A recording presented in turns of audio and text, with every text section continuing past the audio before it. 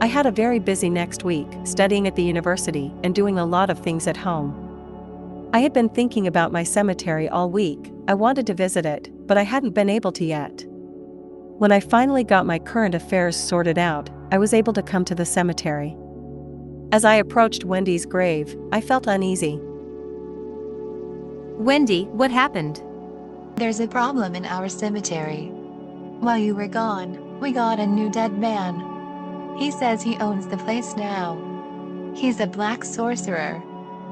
Did he hurt someone? No, but he says he owns the place now. He swears at all of us.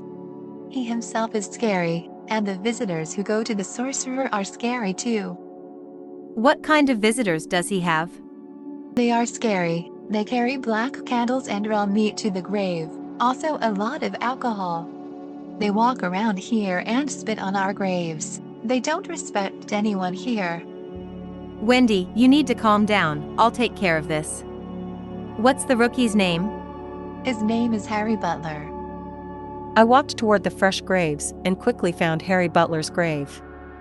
There was a pile of flowers in the fresh grave, and a wooden cross with a picture of an old man looking at me with an angry look on his face was already embedded in it. There were small black candles among the flowers, and by the cross itself there was a small piece of signboard with something written on it, but I couldn't make out what it was. The new deceased did not evoke sympathy. Then I heard his voice. Have you come, you silly girl? Run away from here before the sorcerer punishes you. What? A sorcerer? But instead of fear, I felt anger. Who are you to tell me where to go? You're a piece of spoiled meat, just like the one rotting on your grave.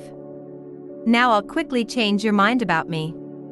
Aren't you taking too much on yourself? Old sorcerer. I have hands and feet, now I'll fix your new home in no time. There was silence. I could feel the surprise emanating from the sorcerer's grave. I continued to speak. Now let's talk quietly, Harry. You've only just moved in and you've already started calling yourself master. And you're trying to intimidate the locals too. What makes you think you own the place? Well, you're not going to be the mistress here. You don't have the strength to stand up to me. Though I only need the cemetery for a couple of months, and then you can have it again. I plan to come back to life.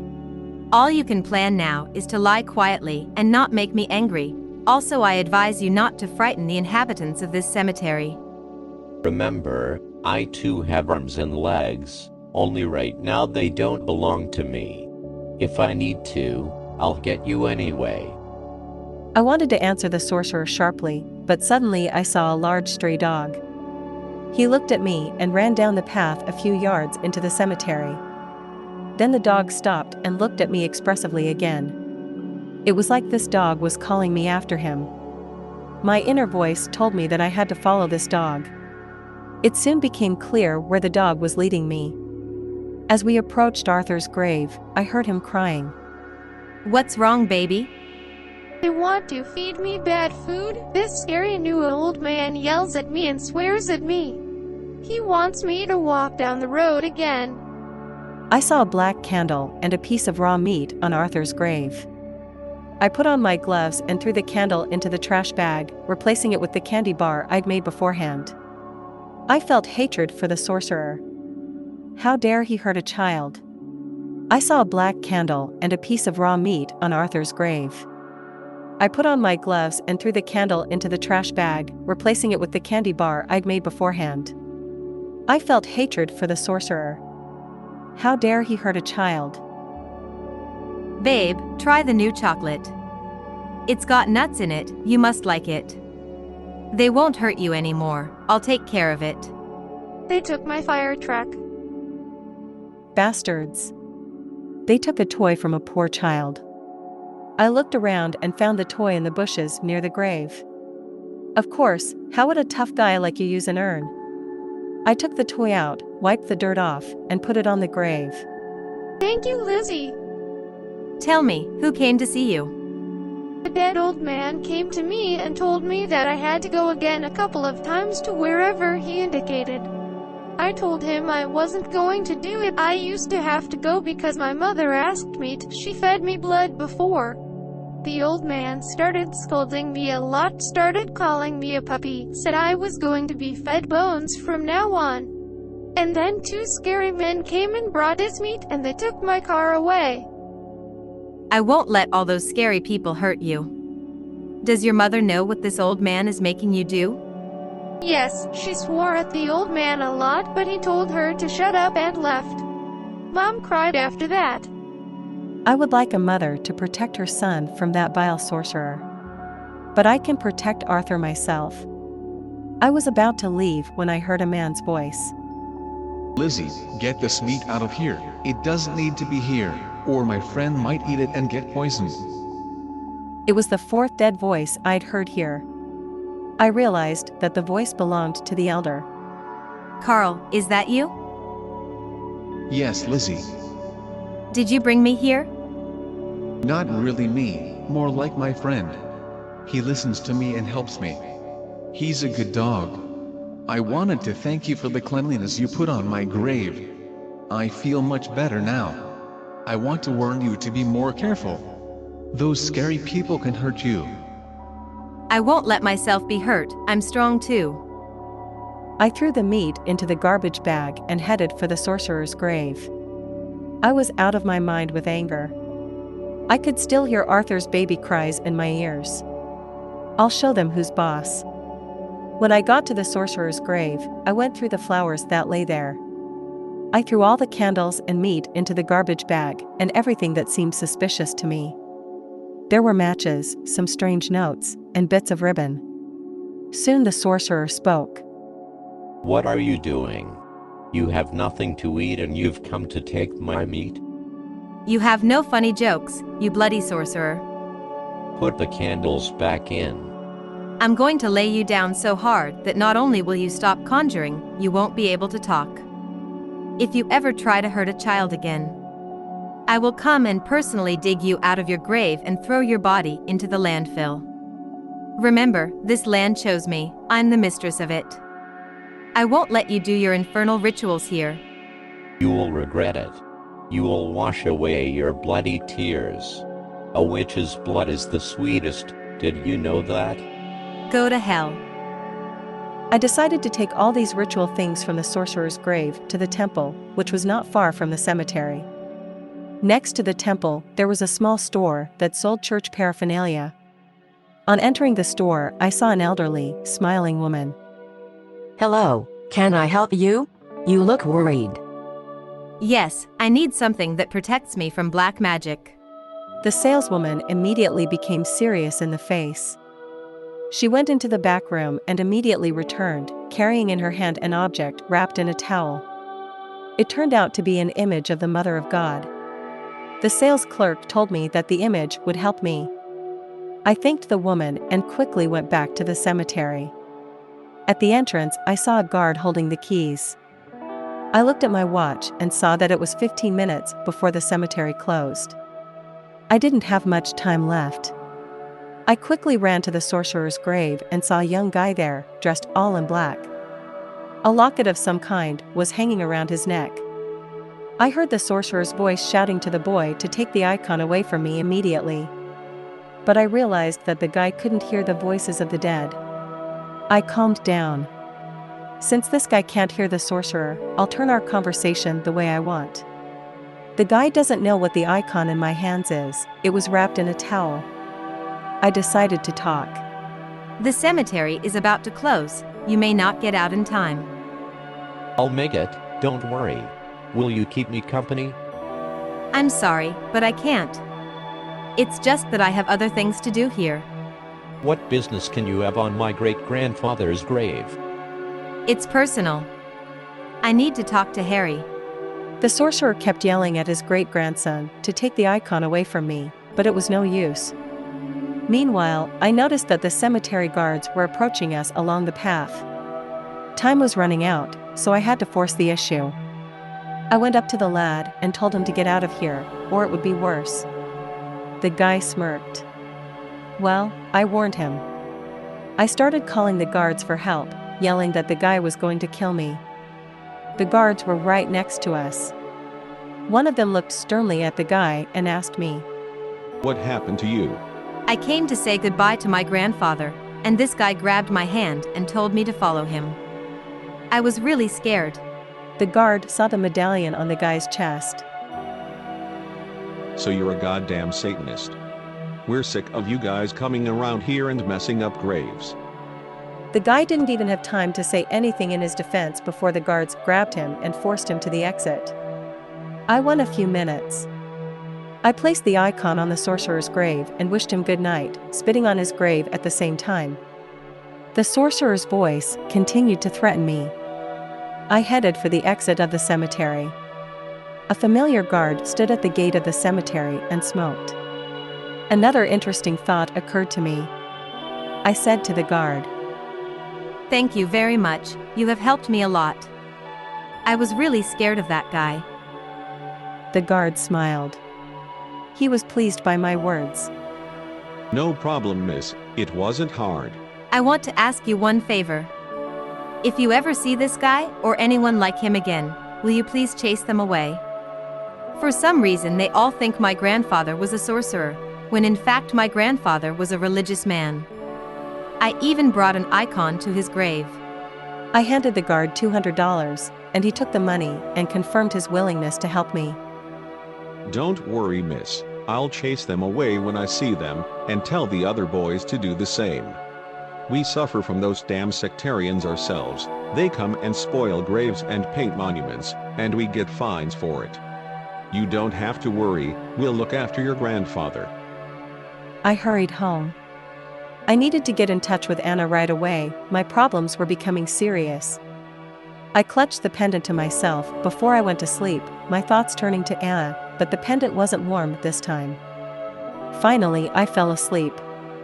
I was in Anna's house, but Anna herself was not there. I looked for her everywhere, but found an old woman I didn't know in the living room.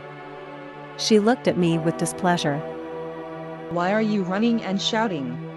You're disturbing my sleep. Excuse me, where is Anna?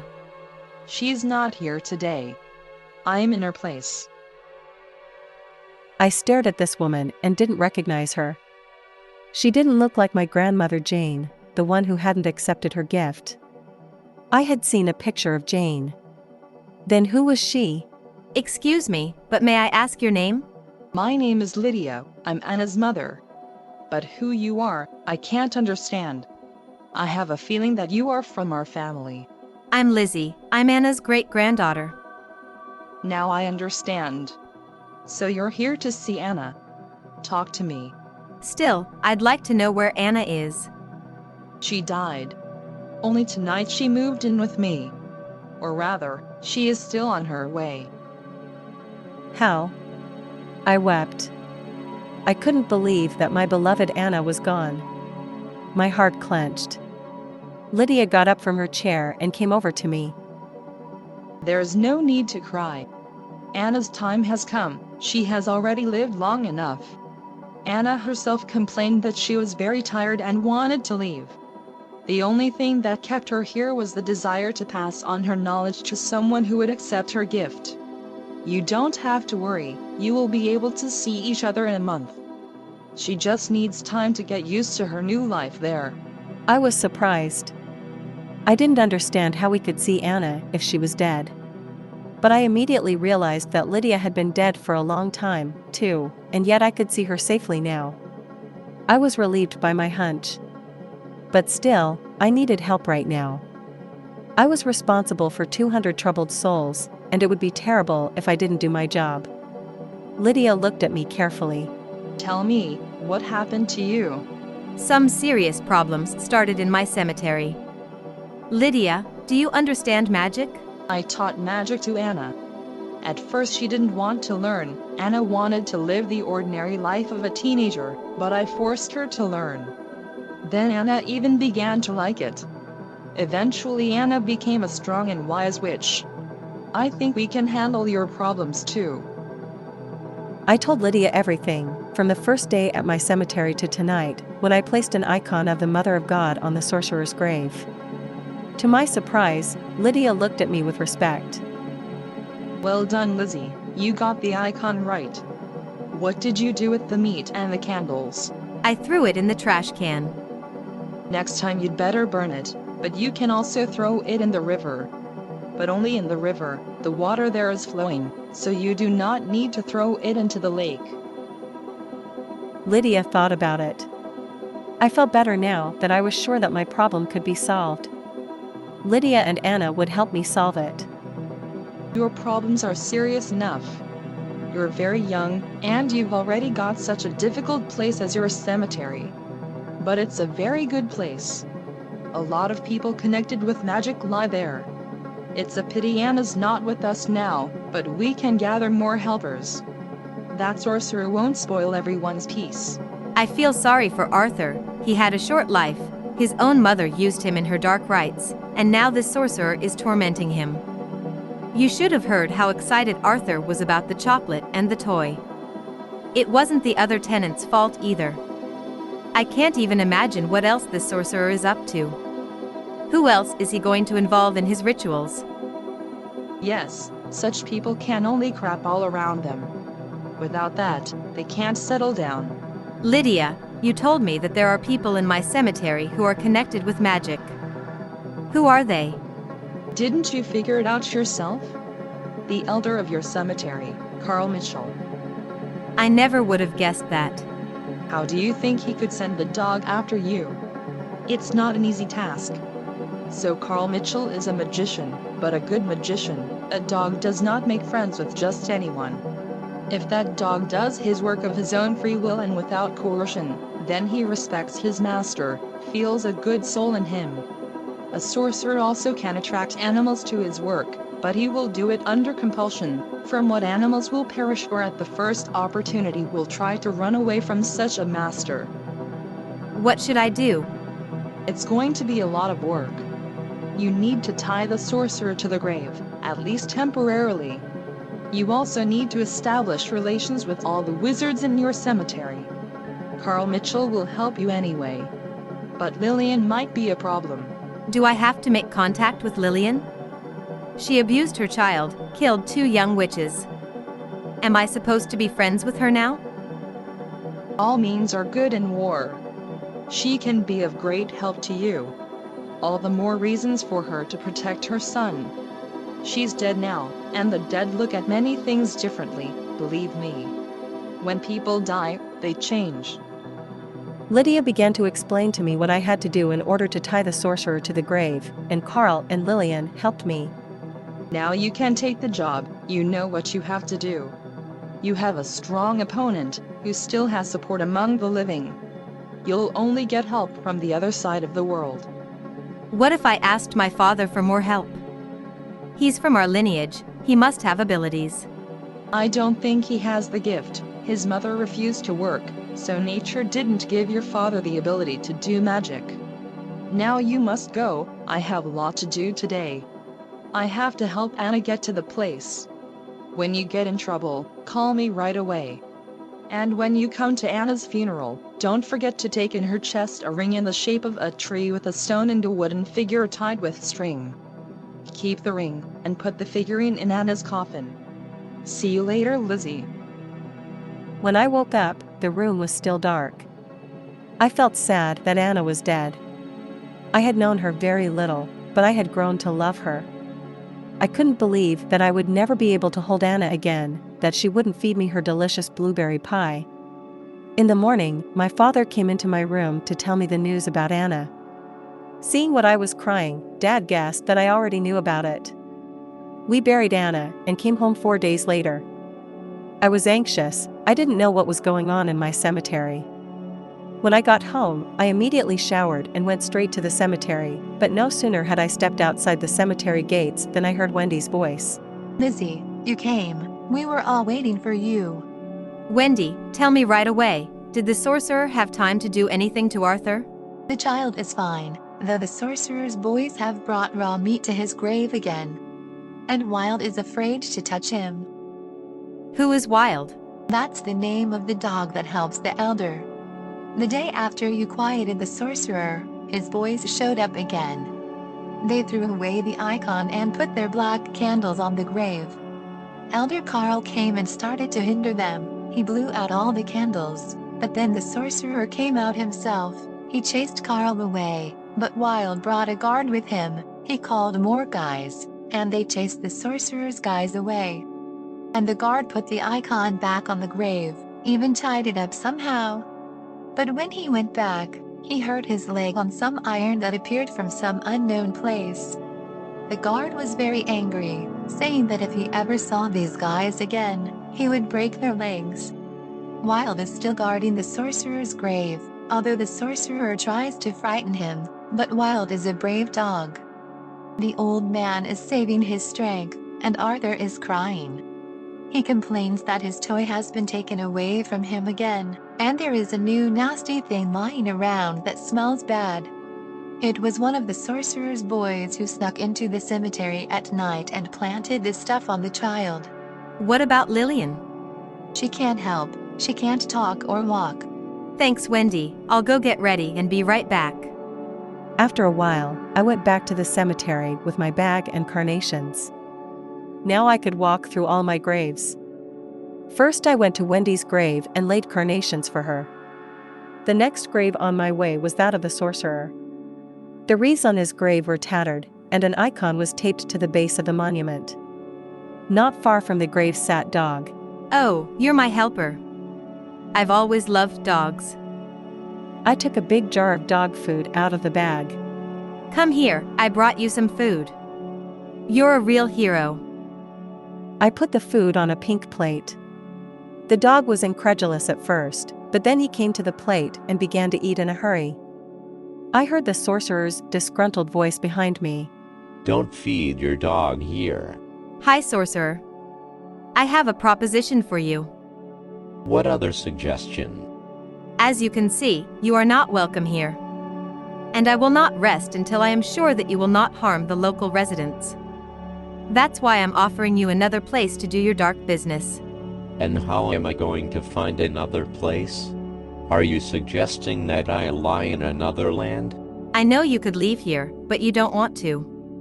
If you leave here, you will lose some of your power. And, most importantly, there might not be any dead people in the new place who have experience in black magic. And even if there were, they'd probably be adults, and you'd have to negotiate with them. This is not a small child like our Arthur, who can be intimidated. I see you prepared yourself.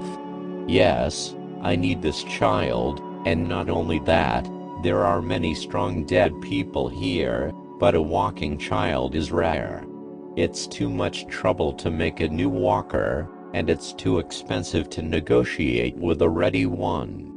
Do you really think I, with a lot of money, would go to this cemetery? I could have picked a better place, but I'll move there when I'm done here. You won't, Harry. I'll take care of it. You choose now what you will spend your energies on. Either move elsewhere or go to war with me and everyone else who helps me. I choose war. I think it will be quick and cheap. Soon I will have helpers too. Well, I tried to negotiate peacefully. But you want military action.